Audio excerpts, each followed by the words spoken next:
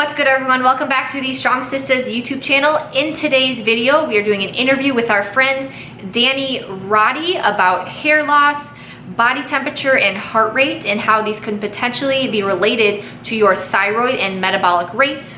So Danny Roddy is the author of the Amazon bestselling book, Hair Like a Fox, a bioenergetic view of pattern hair loss. He is a proponent of Dr. Ray Peat's work. He spent several years doing his own reading within all the research and many years of self-experimentation, in which you will learn in this video. So he's been zero-carb carnivore, he's been full Ray Peat, and everything in between. So he's a really well-versed person, and he's never trying to push his ideas on somebody. He's just sharing what he's learned and what works for him. So definitely worth a listen. He has a ton of information on hair growth and what could possibly be going on, like Ashley was saying. So if you're somebody who is struggling with your hair on any sort of diet, you're definitely going to want to listen to some of Danny's opinions on this. He's helped many people get back their luscious locks from his Hair Like a Fox book.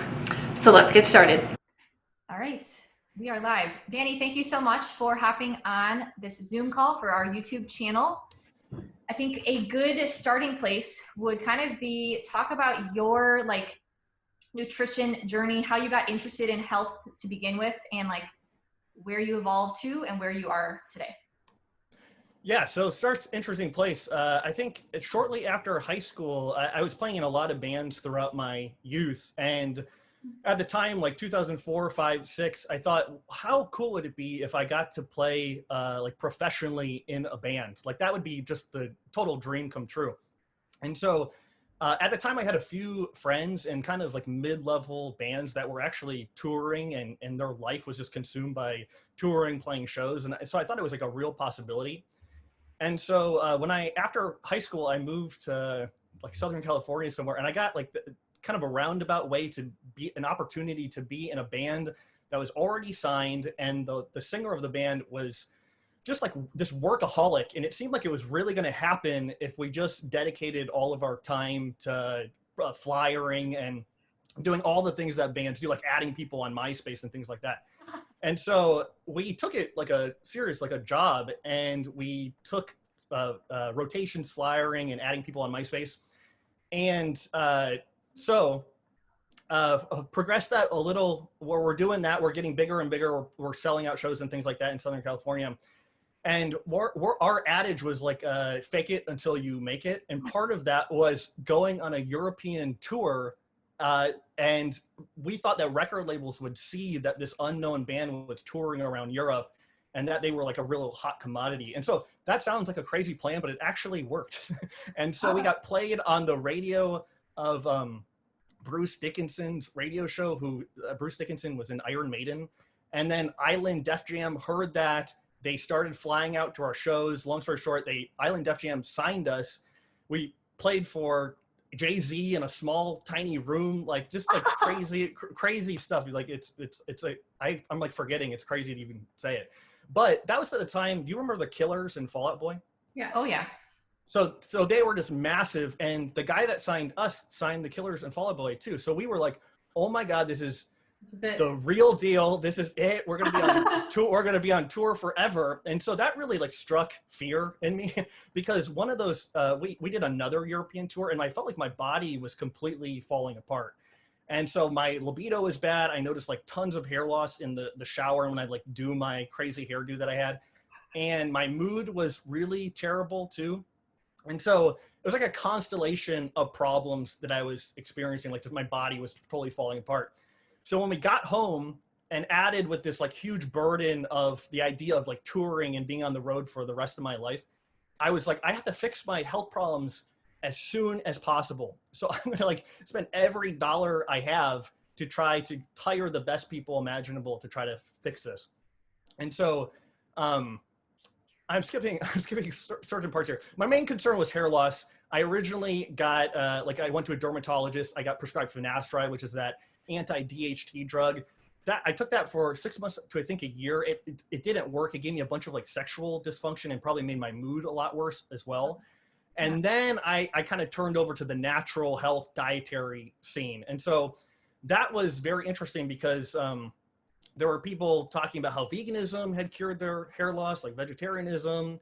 And so I didn't know anything about health at that time. And so that just seemed like the most appropriate starting place. And so I went from vegetarian to vegan, was vegan for about a year and dropped down to like 120 pounds and like endured tons of different problems, from really feeling cold all the time, terrible mood, obviously, like wanted to argue all the time, like at work with my bandmates, etc. Then I'm going to try to get through this as fast as possible. Really long story. Anyways, my hair got even worse on veganism. Then I found Mark Sisson, like paleo style, like 2007. Ketogenic diets were like really popular back then. And then Mark Sisson, like the paleo stuff. And then I forget when, maybe around late 2007, 2008. That's when I first heard about the carnivore Sean Baker. That's his name, right? Yeah, Sean Baker. No, Sean was carnivore since 2008? No. There's Charles Washington was like the first, or the Bear, Stanley Osley. Those were the first people I had ever heard of. And Osley Stanley has this like mega thread in Low Carb Friends, this like old defunct forum where he was posting about him being on the carnivore diet for a really long time. And the Bear used to do ballet and like made LSD for the Grateful Dead and things. There's like a real, you know about him? Oh, okay. Look up the Bear. He's like OG original all meat diet stuff. Anyways, Charles had heard about I'm pretty sure Charles had heard about the carnivore diet or zero carb from him. Charles owned this forum called Zeroing In on Health. I think he still has it. And they were all about meat and water. So that's their version of the carnivore diet. And then Sean Baker, I think, is kind of the extension of that these days. Okay. And so so I was on that forum with a bunch of people on it, blah, blah, blah. I ate meat and water for the 2 years. The first year, I thought my health really improved, you know, coming from veganism, getting enough protein, avoiding tons of irritants. You know, our food supply is so terrible that just eating meat will improve a person's health, you know? And so I liked the idea of eating all meat. I thought it was like cool to tell somebody that I ate only meat and like kind of watch their expression and then like explain insulin and metabolic syndrome to them and things like that. And so I got like a kick out of that. And so, but my second year, I started feeling like I did when I was vegan. I was like extremely cold. My hair loss got worse. I didn't have a bowel movement for every like 2 or 3 days. And I didn't even think anything of it, but that was obviously like horrendous constipation, you know? And, when we were in the band still working, and I also had a job, and then I'd get home and just lay in bed and be upset if anybody came in my room and talked to me, you know, because I was so exhausted. So long story short, I have like a relationship at the time. It implodes. I get to see my actions from a different point of view because of this relationship implosion. I get really depressed because I feel like I've tried every single diet really thoroughly. Like I'm a good adherent to any diet. I can do it for a long period of time if I think if it's the thing, you know. And I got real depressed because I was like, I've done everything. I don't know what else there is to do. And at the time, Paul Jaminet was pretty popular, the perfect health diet person. And we had the Ancestral Health Symposium was going on. And that was like a grouping of all these kind of low carb nutter people. And but anyways, Paul was talking about starches being added in the diet, and I was like, okay, I haven't really tried starches. And then there's Matt Stone was the other kind of integral key component. Have you girls heard about him? So again, he's not on the health world anymore, but he used to ruffle the feathers of low carb people by talking about metabolism.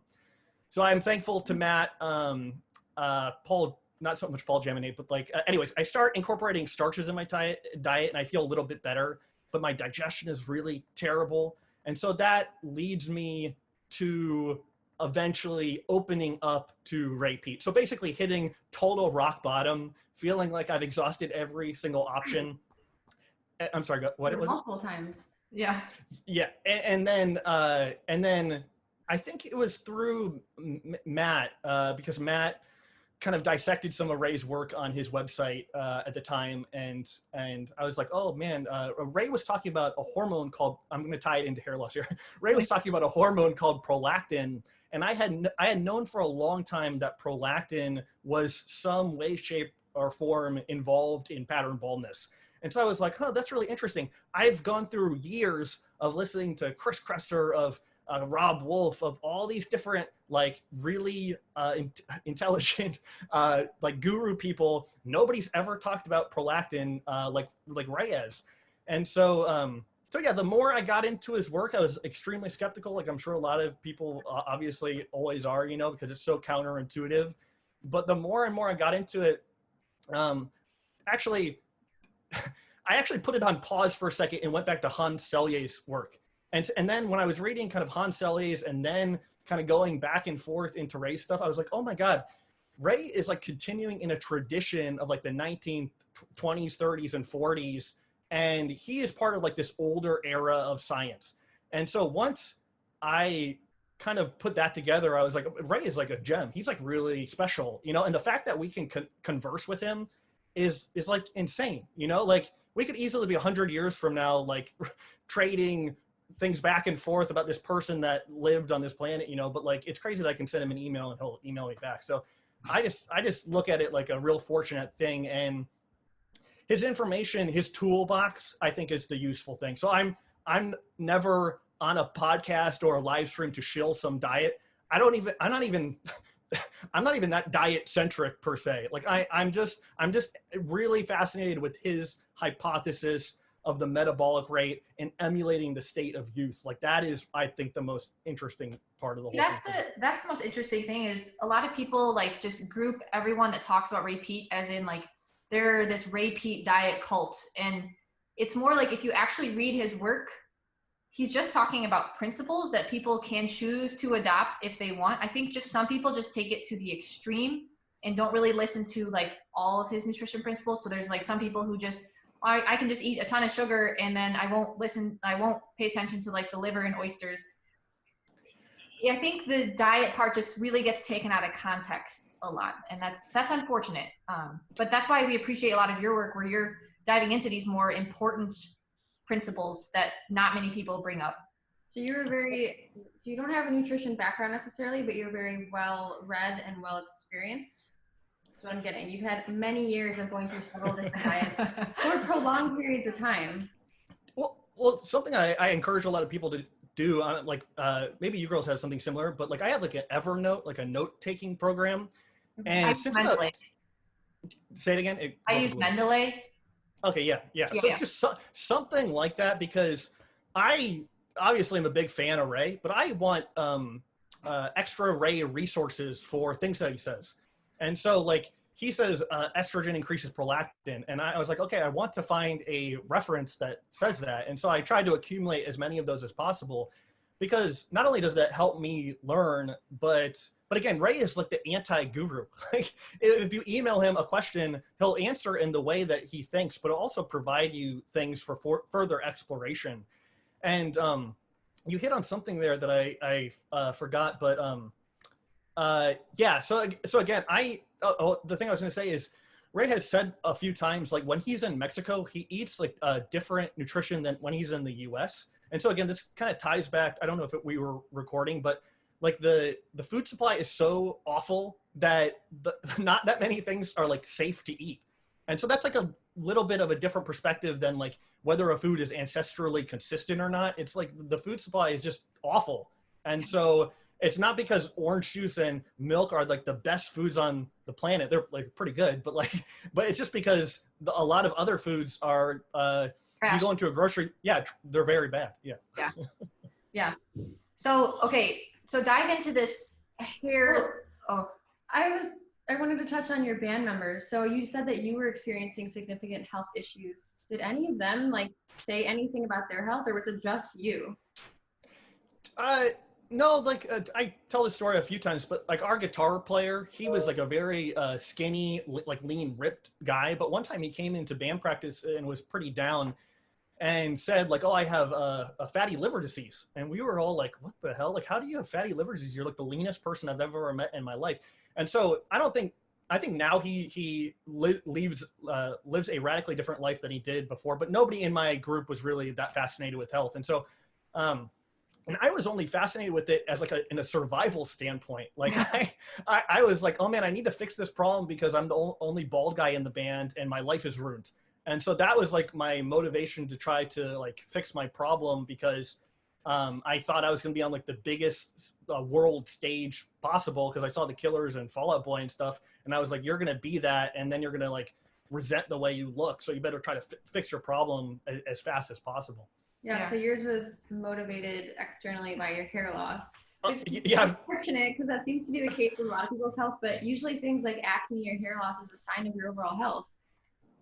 Yeah. So it gets real intricate, and I don't think I fully understand it, but yeah, I think those things are indicators of maybe like the rate of aging. And so I have a few papers that talk about so-called male pattern baldness, which affects men and women, as like a phenomena of accelerated aging. So I think if a person is losing hair, like I get messages from 17 and 18-year-old young guys, you know, like that's guys normally a long time ago were supposed to bald in like their late 30s or 40s or 50s, not like 17, you know? Yeah. And so I think the idea is that, and again, this fits in right into Ray's work, is that because our environment is so bad that we're all experiencing kind of this accelerated aging. And so the nutrition, the polyunsaturated fats in our tissues and things like that, those are like speeding up the rate of aging. Like Hans Selye said, every stress leaves a scar, and that, oh my God, I'm totally butchering this quote.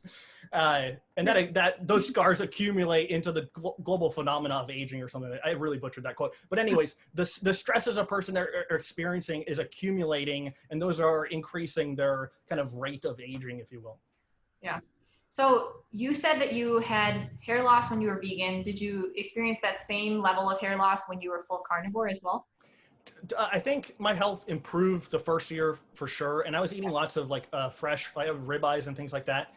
And I think just something that doesn't really get talked about that often is just like a new idea or a change, I think can improve the health no matter what that change is. Sometimes, you know, if somebody feels like they're in a rut and they do something different, sometimes that can, I think, have a positive impact. But yeah, I was super cold. That feeling of like extreme coldness in my hands, feet, nose, even like my genitals, that feeling came back on zero carb. And so as much as I had a website called carnivorehealth.com. Like I was extremely invested in this idea of carnivore or meat and water eating.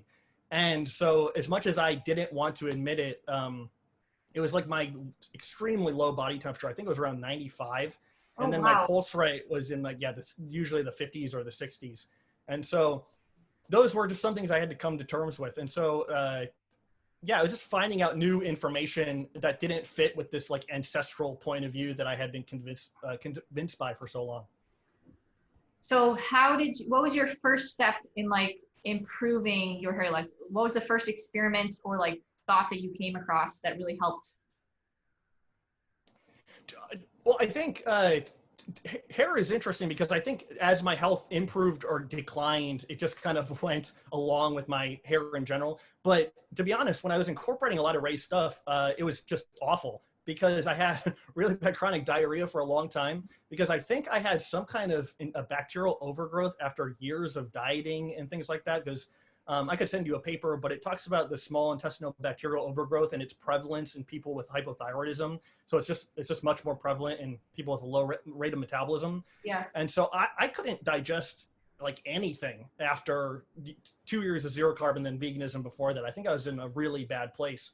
And so when I would drink milk, it would just like run through me. And that, but the thing was, when I would remove milk, I'd still have really bad digestion too. So again, this was like a real talk with myself. It's like the milk isn't messed up. You're messed up. Like, your body is seriously screwed up from how much stress and over a long period of time, like my entire life, you know? So again, it was just, I really thought Ray was onto something. I didn't want to just veto his ideas because just for whatever reason, I thought he actually knew what he was talking about. And I think, and again, he not because he's older, he's right, obviously not, but his experience that in wisdom is really hard to come by these days, I think. Yeah. We'll have to do an entire separate podcast or whatever this is discussion on the digestion, because it reminded me the first time I reached out to you was because of Ashley's digestion. Yeah. And you had provided that story too, in which we implemented a lot of your suggestions. So we'll have to do another talk on that. Yeah. But just segmenting back to the hair loss. So I, growing up, I didn't have hair loss, but my hair was never as thick as Ashley's. I felt like it never grew. And I was always searching for like some external treatment that could help. So I used like horse shampoo. I would use like all these different biotin supplements. What are the most profound things somebody can do in their nutrition to impact their hair growth and health? Yeah, so I think this gets to the thyroid. And so I think the thin or fragile or sparse head hair is just kind of a sign of a low rate of metabolism. And also and you can think of the low rate of metabolism or the lower thyroid function is having inverse relationship with adrenaline, cortisol, aldosterone, estrogen, serotonin, and those are all this complex biochemical web of substances that increase when a person has lower thyroid function. And so the thing that made me think that Ray was actually onto something were in so-called female pattern baldness and so-called male pattern baldness.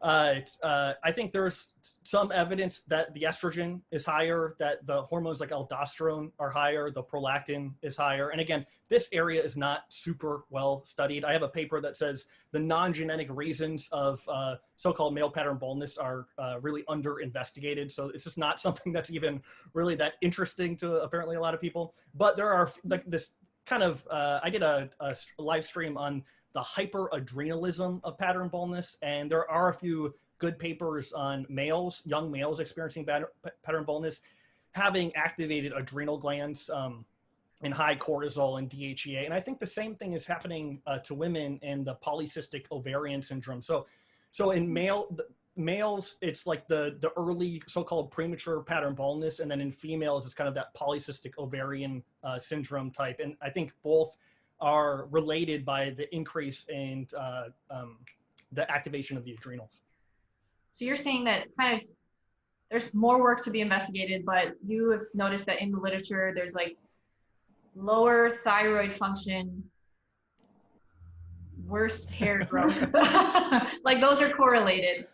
I think so. I think one paper I have says that the mini organ, the hair follicle, is like exquisitely thyroid sensitive. And so again, like no cell in the body can work right without thyroid. And I think that's especially true for your hair. And so, so again, these of course, thyroid isn't this like black hole. You can measure your pulse rate and your underarm temperature and assess your own thyroid function. This is something I love about Ray. And something before him, like Broda Barnes was talking about this, the Broda Barnes basal temperature test. And this is a way to assess your basal metabolic rate and kind of assess your own thyroid function. And there are other ways too. But again, yeah, that would be if somebody was like, hey, I have thin hair and it didn't always used to be like this, or I've gone through periods where it's gotten thicker, I've gone through periods where it's gotten thinner. I think it's just kind of the ebb and flow of stress and thyroid function over a person's lifetime. It's and like eating more protein and gelatin can sometimes have a noticeable effect pretty quickly. But if a person's getting, maybe, I don't know what the appropriate age is, maybe in their 20s or 30s or whatever, like it's like you talked with Ray, the PUFA accumulate in the tissues. And I think they make everything considerably harder to fix. And so again, at a certain point, taking thyroid might be appropriate if a person has a very low temperature and pulse and they have lab work, like very high cholesterol. Sometimes they'll get high prolactin, very often low vitamin D, higher TSH, higher parathyroid hormone. Those are things that I've seen very frequently. I have high cholesterol. I'm the lower end of vitamin D. I'm not like very low. But I had some signs, like when we first started adding in carbs a few months ago, my like waking body temperature was like 96.4-ish on average. And then added carbs, stopped fasting, and stopped exercising as much. So significantly reduced the amount of stress on my body. And now my body temperature is like on average 97.5 when I wake up. So it's increased a full degree, which I think is really cool. And my pulse has also gone up like quite a bit. And you've seen a bigger body temp increase. Oh yeah. Oh, for sure. I think it's really interesting what you were saying about you make any change to your health and you'll see some improvement, and just really because some variable has now changed. And so we made a video a while ago. This is related to hair. It was like animal carnivore diet for hair loss or something. I don't know what we were doing. No, well, we're talking about the animal-based hair products that we were using, which I really do recommend. I think they're awesome. So we switched from like this is when we were full carnivore. Yeah, random hair products that probably had like oils PUFAS and stuff in them to Perma Earth, which uses like lard and buttermilk. And so we made a video about that. But in the comments, we got a ton of comments from like women who either experienced significant hair loss going low carb or carnivore, or experienced like a lot of hair growth. And I'm wondering if those were the people who were suffering from PCOS and potentially coming to carnivore fixed some variable for that, and so that's what alleviated their hair problems, whereas it kind of maybe just it missed the mark a little bit on what the actual problem was. Yeah, so again, I acknowledge how complicated all this stuff is, but in my videos, I always try to point out, in my videos on carnivore or whatever, I always try to point out like the long list of positive things about it, you know? I think the higher protein is awesome. I think focusing on saturated fats is obviously really good. I think just limiting the food choices in general gets rid of just a myriad of different food additives, all of which can, you know, irritate the intestine and increase inflammation. And it turns out like the intestine is, the serotonin released in the intestine can increase prolactin. And so like the intestine can interact with like the hair cycle and things like that. So, and there are a few other things. Like we talked about, just doing something about something can be positive. Yeah, especially getting rid of the seed oils and things like that. So I think there are lots of positive aspects about it, but of course the problem, like you girls have been exploring it, is like locking yourself in some kind of dogmatic thinking of like some vague concept, like eating like your ancestors, and then just like being this immovable object from that territory, you know? So I think, so say the person regrowing their hair on carnivore, say like they have a better transgenerational history of stress. So say their grandparents are relatively healthy, their parents are relatively healthy, and they're experiencing some kind of problem, and they incorporate a carnivore diet and they feel significantly better. But say like, for example, my mom is like extremely hypothyroid, you know, I wouldn't doubt that I have like a family history of like stress and trauma and things like that. And so me and my two sisters, we all experience like pretty intense hypothyroidism, but I'm the only one that really tries to do anything about it. And so again, it's hard to say who's going to react in what way, because it depends on, I think, the history of the person and their parents and their grandparents and their parents before them, you know? And this is something that Dennis Noble and Ray have gotten into, that transgenerational history and stuff. But anyways, I think the people experiencing the hair loss in general on the carnivore stuff are probably in general experiencing higher levels of cortisol and things like that. So that would be my guess. And I've seen the blood work and stuff of the you mentioned the higher cholesterol. That's so common, you know, and I think like we were talking about earlier, the higher stress substances, the lower thyroid, I think that it's pretty well documented that the lower the thyroid function is, the higher the cholesterol will be. Because the whole idea that Ray has written volumes about is that when you increase your thyroid function, specifically the T3, you'll produce more of the pregnenolone, progesterone, and DHEA. And those are the hormones kind of protecting us from stress and protecting us from aging and inflammation and stuff. And so these hormones really get very little lip service in kind of the carnivore community, but they're the foundation of what I think Ray is saying. So it's those without like a better functioning thyroid, the cholesterol will just kind of be sitting there waiting to be converted to these other hormones. That's my understanding. I think it has a protective function. Like you wouldn't want your cholesterol to be lower. Like that would, like yeah. I've talked to some people with like 120 and even like 110 cholesterols, and they seem to be like in really bad shape. Yeah. There's one paper I always think about. It was, I think they were monitoring students before their finals, and they found that like the cholesterol level went up before the final, and then it went immediately down after. And so it just kind of showed how the stress, it was like an adaptation, and the cholesterol was increasing. And that's what's happening, I think, when a person goes keto. They're kind of like increasing, ramping up the stress systems, and they could feel objectively better compared to whatever else they were doing. Yeah. But I think it's still synonymous with like a chronic state of stress. Yeah. So the video that we filmed about like how we improved our hair growth. So when we were on carnivore, we would take showers and like we would just notice like a lot of hair just like coming out when we were washing our hair. Kind of what you were explaining during your band. But I think that I just naturally have a lot of hair growth to begin with. So I kind of just had a higher turnover. So I didn't notice my thinning as much.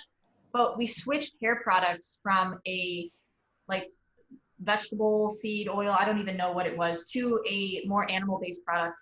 What has your experience been with different like hair products in terms of like PUFAS versus more like saturated fat? I'm gonna have a very boring answer to this question, but I became really skeptical of like hair care products even before I found out who Ray was, because of that sodium lauryl sulfate. Like I remember reading, it was probably like 2006 or something, that I was like, what's in my shampoo is industrial floor cleaner. Like I couldn't believe it even at the time because of how like gross the ingredients to like a lot of different shampoos were. And so really early on, I don't know where I heard it, but I try not to put anything on my skin that I don't feel comfortable eating. And so just for hair care stuff, I'll usually just wash my head with baking soda or in San Francisco, coconut soap with no additives. But I try to take like every cue from my body as like a kind of a sign. So if my girlfriend tells me I smell bad or something, I'm thinking, oh, that must be my intestine or something like that. I should try to sort that out. And so I'm not trying to like diligently cover up body odor or whatever, because they're like signals or whatever. And I know I can get into a groove of not smelling bad at all if everything is right, and also not having the hair be like too greasy or too dry or anything like that. But I know it's like I'm kind of a bum, so I'm sure it's a total different experience for like a person that actually cares about how they look. I just shook my head at your bum. I was like, yeah, no, I didn't mean that. Okay, so your advice is to not put anything on your hair or your skin that you wouldn't ingest, which I agree with. For myself, yeah. Yeah, our skin is pretty minimal, and we really like the person who made it's Kermer's, the product. And I would ingest maybe not like the natural scents that come with it. Yeah. But I'm a girl, and like we're a sucker kind of a thing. We're a sucker for cute things, and like they make these really cute soap bars. So yeah, but I'm curious if like, I'm sure there aren't any studies on this, but like PUFAs in your hair versus saturated fats in your hair has any sort of effect. So thanks for mentioning that. In 2012, there was a paper on males. I talk about this every single time, but it was a guy named Garza in 2012, and he did biopsies of men's scalps who were balding, and he found that prostaglandin D2 was accumulating and inhibiting the growth of the hair follicle. And to me, this was like, oh my God, because prostaglandins are formed from linoleic acid, which is converted to arachidonic acid in the liver, and you can eat arachidonic acid as well. And so I was like, this is insane, because there's two camps. Like a Chris Masterjohn, I think he still thinks like some prostaglandins are essential, but Ray's argument is that, or he says they're not. There isn't enough evidence to say that they are essential and they have all these bad effects, including forming the prostaglandins. And here we have this paper in 2012 saying that a prostaglandin is accumulating in the scalps of men and inhibiting hair growth. I was like, holy shit, this is crazy, because this really supports this bioenergetic view of pattern hair loss, which was the main thing that kept me going and interested in everything. And so that paper is saying like these individuals may have had a higher PUFA consumption, because linoleic acid is a type of PUFA, and that linoleic acid was just like clearly stored throughout the body, but it manifested as like it's stored in some of the hair follicles, and that led to the breakdown products. So the prostaglandins are those like hormone-like mediators formed from arachidonic acid, and then linoleic acid is like majorly produced into arachidonic, I think. Yeah. And so I thought that was really interesting. And so again, it's an academic argument about like the essentiality of PUFA and stuff, and I'm not an academic. And so I think and also if you just eat a good diet, you're going to get some degree of the polyunsaturated fats in your nutrition anyways. And so I think Ray makes a lot of good points, because again, the people that I don't really see a lot of highbrow criticisms of Ray's work, but Ray has a very like integrated picture of everything he's talking about. So if you don't understand his view of estrogen, like you're not going to understand his view of polyunsaturated fats, then you're not going to understand his view of serotonin. You're not going to understand his view of like cortisol. And so I think that's why people have a very difficult time jumping into his work, because it asks a lot of the reader to like flip a lot of ideas they have. Like estrogen isn't the female hormone. Prolactin isn't the mothering hormone. This kind of essentiality of carbohydrate, calcium, just like so many things. Serotonin isn't the happy hormone. So many things are flipped on their head. Yeah. So it's really like I'm even amazed you got to him. Like I'm amazed anybody got to him. Yeah. Yeah. So in terms of the hair loss, would you, Danny Roddy's opinion, can someone who is keto for long-term or low carb for long-term have good hair, or will that over time potentially affect the thyroid, or is it just person dependent? Oh, for sure. Yeah, no, I'm not like a keto, like obviously some people are doing really well, you know? Yeah. And so I think I'm a critic of that being, they're just talking about like the kind of the superiority of it for all these different problems, you know? And so I'm hypercritical of that, not only because of my own experience, but again, I don't think they're plugging in different variables. Like I've never heard them talk about how important the body temperature was or the pulse rate. Like, in fact, like a lot of low carb people on Twitter just a few weeks ago were like bragging of how low their pulse rates were. And so like Ray said, the pulse was how alive the person was. And then Broda Barnes said the pulse was like the tempo of life.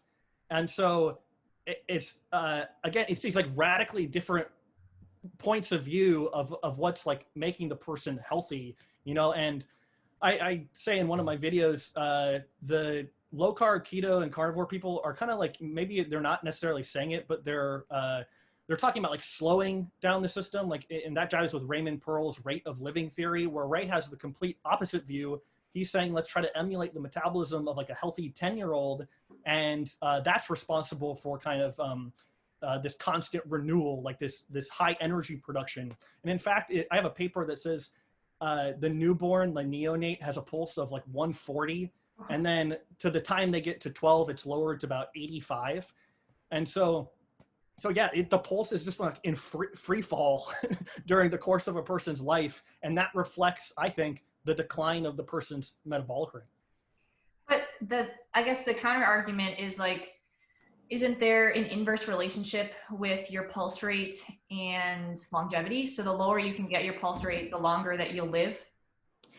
That's what they say. And I brought that up to Ray in our 2 live streams ago. And he said that was based on huge pharma propaganda for blood pressure lowering drugs.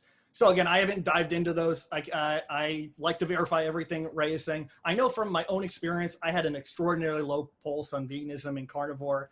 And when I would go into the doctor, the nurse, the different nurses would say this a few times, but they say like, "Oh my God, your pulse is so low. You're gonna live for so long." But I just felt terrible, you know, like I had no libido, my pulse, my hair was falling out, I was freezing, my genitals were cold. Like I don't want to live like that forever. I couldn't have been in like a worse state. And so if you were going to say, oh yeah, you'll live for a long time, but you're going to feel just completely like feeling cold is kind of like a torturous symptom, you know, like that can be really bad. And so I have just a really hard time thinking that the low pulse rate is good. And also, if you just kind of go back to the different thyroid literature, like I have a Merck manual from 1947 and these older thyroid books, and also newer stuff too, not just old stuff, but like low pulse rate is just this cardinal symptom of hypothyroidism. And so I would put more stock in that than this newer idea of thinking that slowing everything down is I think it's kind of a fool's errand, basically. Okay, one more counter there. A lot of people say that like you want to kind of balance that pulse rate with like some cardiovascular fitness level. But I think I know Ray's argument there in that like people don't realize that some like cardiovascular fitness can be stress inducing. Well, I might explain this incorrectly, but like a long distance runner, they're adapting to a chronic deficiency of oxygen.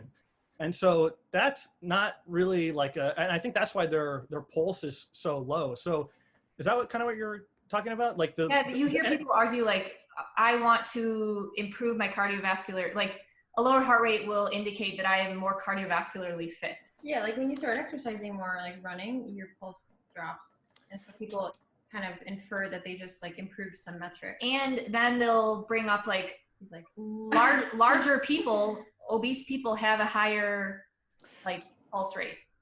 Okay, so the one thing I didn't say was adrenaline can increase the pulse too, but a reference I stole from my buddy Kyle Mamunis is I have something that says the thyroid has independent chronotropic effects on the pulse rate.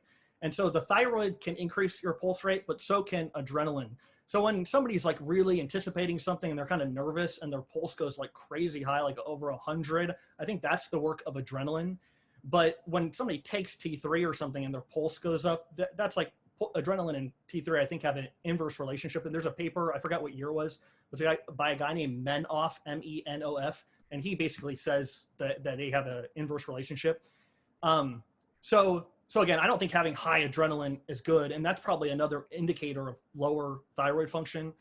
But I would just have to speculate that the lower pulse is good idea. It is, again, tied to this kind of not wearing yourself out rate of living theory, which is just kind of this dominant, and also glorifying athleticism or athletes who I don't necessarily think are that healthy, you know, like long distance runners like spontaneously drop dead all the time and have heart attacks and things like that.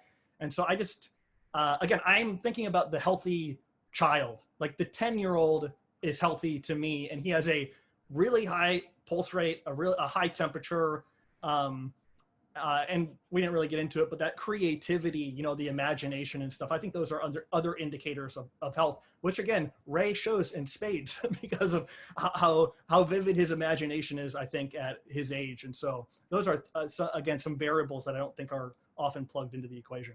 And those 10-year-olds, they have good hair growth. They do. Exactly. Yeah. Pre-pubertal hairy line.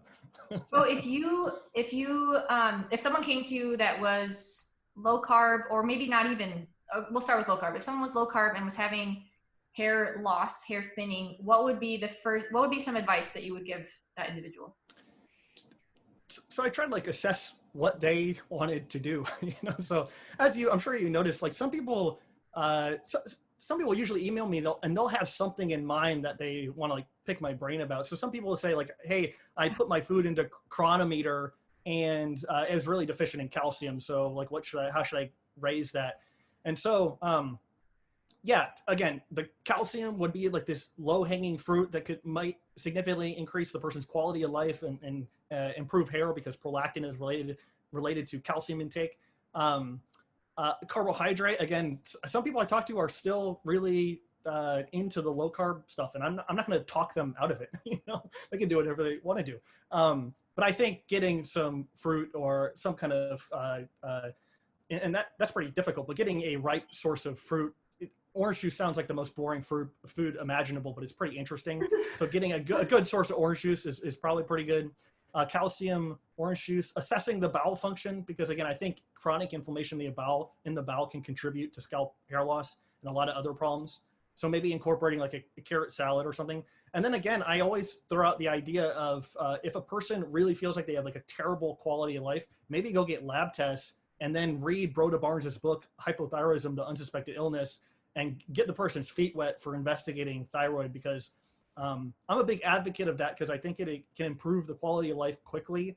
And I'm not so convinced by just solely adhering to dietary measures, because as we've talked about many times, our environment is so terrible that it's really hard to like get ahead of the health problem, I think. And so trying to incorporate as many positive, like anti-inflammatory things as possible that a person feels comfortable with, I think is the way to go, because like nobody's getting out of this situation unscathed. Like I'm in a condo right now with like 1,000 Wi-Fi modems and cell phones and stuff. Like it's just crazy. So and 5G, yeah. We're just all being infiltrated now. Yeah. Exactly. Yeah. In terms of the blood work, so the thyroid tests, I was reading that like your some of the levels show up to be low like many years later. And so you might be diagnosed with a problem after you've already suffered the symptoms for several years. So would you say that your pulse rate and your temperature are going to be a little bit more of an indication right now? Yeah, so I would get both if possible, if it wasn't too much cash to get the lab test. But Broda says like more can be learned about a patient with like a thermometer than like all the blood tests combined. Like I don't think he was a big fan of blood tests, and I don't think they've gotten much better since then. But again, the pulse and temperature are some seriously important information, I think, and also symptoms like reading through the Merck Manual's classic hypothyroid symptoms or Broda's book, and the TSH, the total cholesterol, the LDL, the prolactin, the vitamin D, the parathyroid hormone, the serum phosphorus, and maybe like the reverse T3. I think those paint some kind of clear picture of what's going on. And I also I recommend people get those because I don't want them trusting me of like oh, Danny told me some bullshit on Zoom and therefore I'm going to do this X, Y, and Z. Like a lot of times somebody will get labs and there'll be something that's really off. And so if they do that, they'll be like, oh my God, my prolactin is 20, I forgot the nanograms per deciliter or whatever. Like that seems wrong to me. Maybe I'll investigate prolactin and try to like help myself, you know?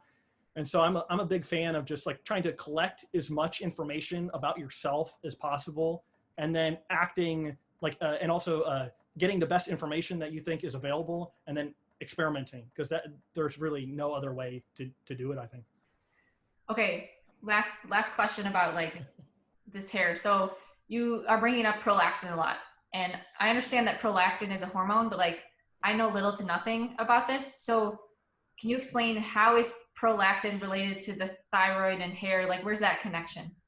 Yeah, so the prolactin is a pituitary hormone. And from what I understand, Ray references a bunch of papers by a guy named W.D. Denkla. And he talked about this thyroid, again, another inverse relationship, but the thyroid and the pituitary having this inverse relationship. And so Ray has like a fantastic quote where he says, when your thyroid function is low, your pituitary becomes like commander in chief.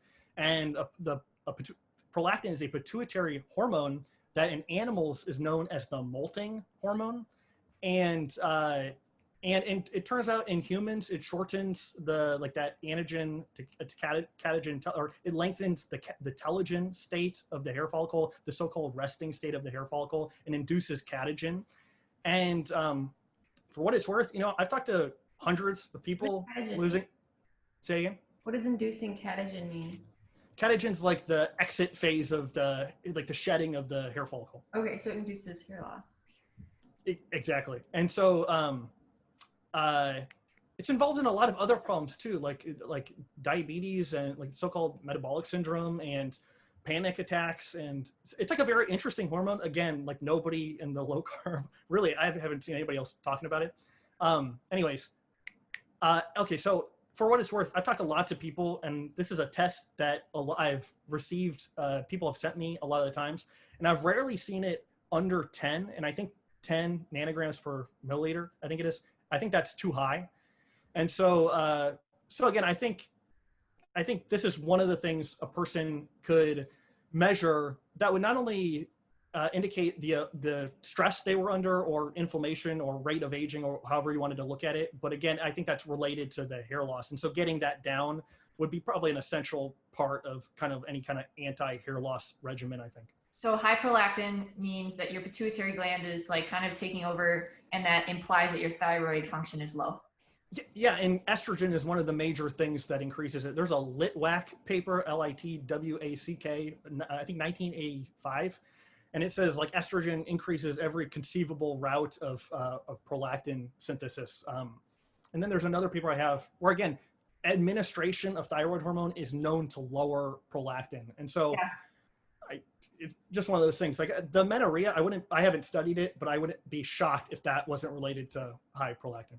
Yeah. Did we get our prolactin? I want to get my prolactin tested now. I think I'm going to. I'm going to find a way. Okay, so I think that we pretty covered hair loss. Yeah, it's funny because when I was going through like trying to grow my hair, I was always looking for like the external solution, and it really, from what you're saying, seems to come down to your thyroid function and Did I kind of could that be a good summary? Yeah, your thyroid function, and I think the just like general level of stress or inflammation in general, like we're all poisoned with those polyunsaturated fats in our tissues if we've been eating kind of a regular standard standard diet. So yeah, no, I think the internal way is the more productive way to look at it. And then also it will improve other aspects of the person's life. Like there's not a single time that I've got on Skype with somebody and they've said hair loss is my only problem. It's libido related, it's digestion related, it's depression related. It's like there are so many different problems kind of associated with this constellation of issues. And so again, I think just focusing on the general health, using information that actually makes sense, which I think, again, Ray is kind of the purveyor of, and he's pulling from people like Albert St. Georgi and Otto Warburg and Hans Selye and William F. Koch and all these different scientists. So it's not just like Ray's word for it. I think that's just valuable information for approaching these different health problems. Yeah. I think we could probably have like another video that's titled like low libido, and we'd have like a very similar conversation. So maybe we'll do that. Yeah. All right. Well, if anyone has any more questions for Danny, like topics that you want us to talk with him next time, hit them in the comments below. I have a follow-up question. Okay, so Sarah does. What kind of music was your band producing? Oh my God, yes. You never covered that. Yeah, it was kind of like operatic rock. Like we had a trained opera singer. It was like pop rock, but we had a very trained singer that was like very skilled. If you type in Takota, Takota, you can find some of it. It doesn't sound like opera, but